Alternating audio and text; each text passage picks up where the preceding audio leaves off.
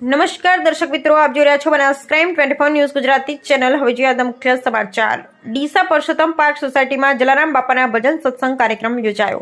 જલારામ ગૌ સત્સંગ મંડળ દ્વારા દર ગુરુવારે યોજાય છે જલારામ બાપાના ભજન। ડીસા પરસોત્તમ પાર્ક સોસાયટી ખાતે પૂજ્ય જલારામ બાપાના ભજન સત્સંગ કાર્યક્રમ યોજાયો, જેમાં બરલી કચ્છના મહંત કિશોરદાસજી બાપુએ ઉપસ્થિત જલારામ બાપાના ભક્તજનોને આશીર્વાદ પાઠવ્યા હતા। ડીસા ખાતે જલારામ બાપાના ભજન સત્સંગનું આયોજન કરવામાં આવે છે, ત્યારે આજે 353માં ગુરુવારે પરસોત્તમ પાર્ક સોસાયટી ખાતે પૂજ્ય જલારામ બાપાના ભજન રાજેશભાઈ જીવરામભાઈ તન્ના પરિવાર જલારામ વોટર સપ્લાયર્સ વાળા નિવાસ સ્થાને હતા। આ અવસરે ખૂબ જ મોટી સંખ્યામાં સનાતન હિન્દુ સમાજના સૌ જલારામ ભક્તો ખાસ ઉપસ્થિત રહ્યા હતા।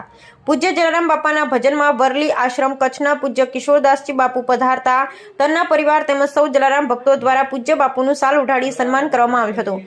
પૂજ્ય કિશોરદાસજી બાપુએ જલારામ ગૌ સત્સંગ મંડળ ડીસાની ધાર્મિક હિન્દુ સંગઠન તેમજ ગૌ સેવાની પ્રવૃત્તિથી અત્યંત રાજીપો વ્યક્ત કરી આશીર્વાદ આપ્યા હતા। ભજન સંચાલક ભગવાનભાઈ બંધુએ ગૌ સેવા માટે અપીલ કરતા અંદાજે 39,000 રૂપિયાની ગૌ સેવા એકત્ર થઈ। 354માં ગુરુવારે પૂજ્ય જલારામ બાપાના ભજન માટે નવીનભાઈને આત્મારામભાઈ ઠક્કર રતાણીએ સૌને પોતાના નિવાસ સ્થાને પધારવા આમંત્રણ આપ્યું। તના પરિવારના રાજેશભાઈ તના, હરીશભાઈ ઠક્કર, પત્રકાર સહિત સમગ્ર પરિવારનું પૂજ્ય જલારામ બાપાના મોમેન્ટોથી સન્માન કરવામાં આવ્યું। બહોળી સંખ્યામાં જલારામ ભક્તો ઉપસ્થિત રહેતા ભજનની રમઝટ જામી। પહેલગામમાં આતંકવાદી હુમલામાં માર્યા ગયેલા દિવગત હિન્દુઓને શ્રદ્ધાંજલિ અર્પણ કરવામાં આવી। આ ધાર્મિક અવસરે બહોળી સંખ્યામાં પત્રકારો પણ ખાસ ઉપસ્થિત રહ્યા। સમગ્ર કાર્યક્રમનું યુટ્યુબ જીવંત પ્રસારણ લોહાણા ન્યૂઝના તંત્રી આનંદભાઈ ઠક્કરે કર્યું। Bureau report Harish Thakkar.